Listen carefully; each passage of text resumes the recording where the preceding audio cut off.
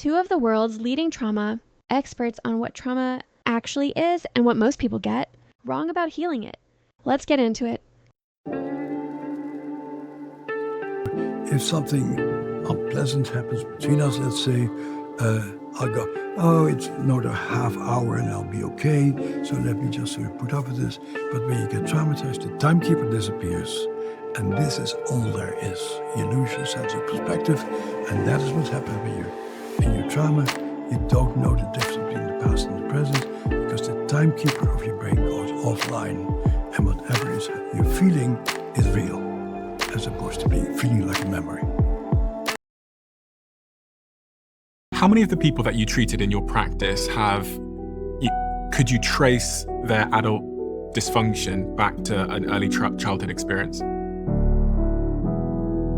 Pretty much 90%, let's say, yeah.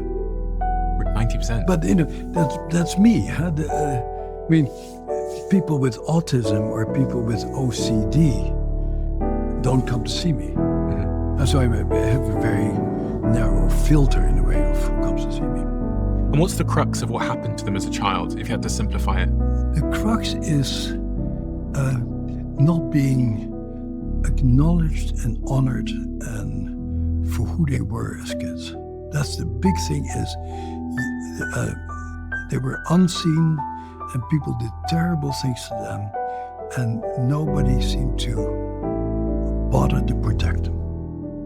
When you say terrible things is being beaten up, being sexually molested, having their bones broken.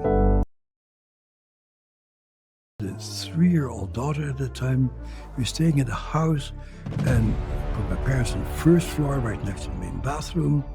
And then my 3-year-old daughter went to that bathroom that was next to my parents' bedroom.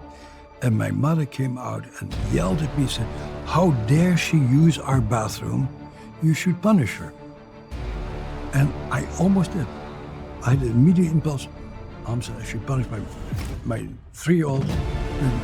And I started to walk to her and I said, "Oh my God, I'm about to be like violence. Oh my God, I feel I'm about to reenact what happened to me."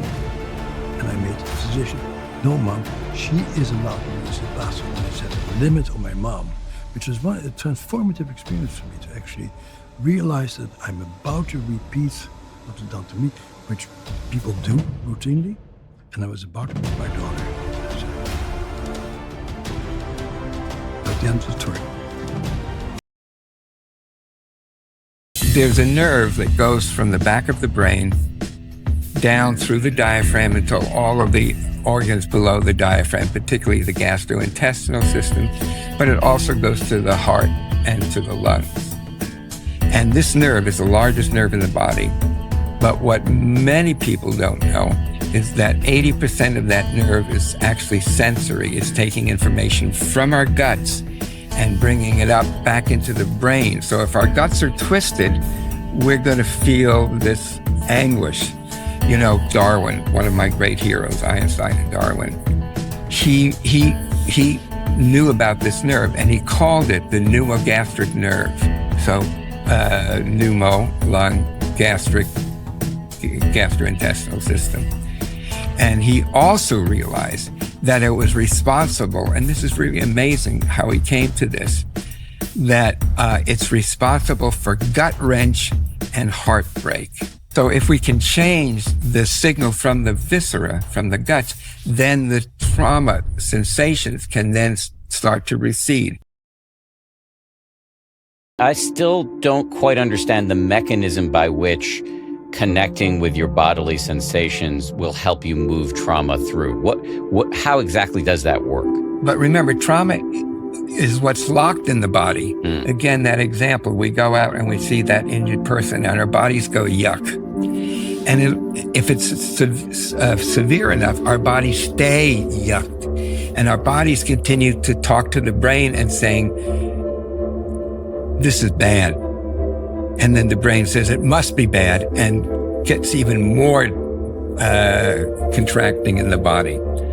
So I think really the key is because it's locked in the body, it's only by connecting to the body that we can unlock it, or it's mainly the body.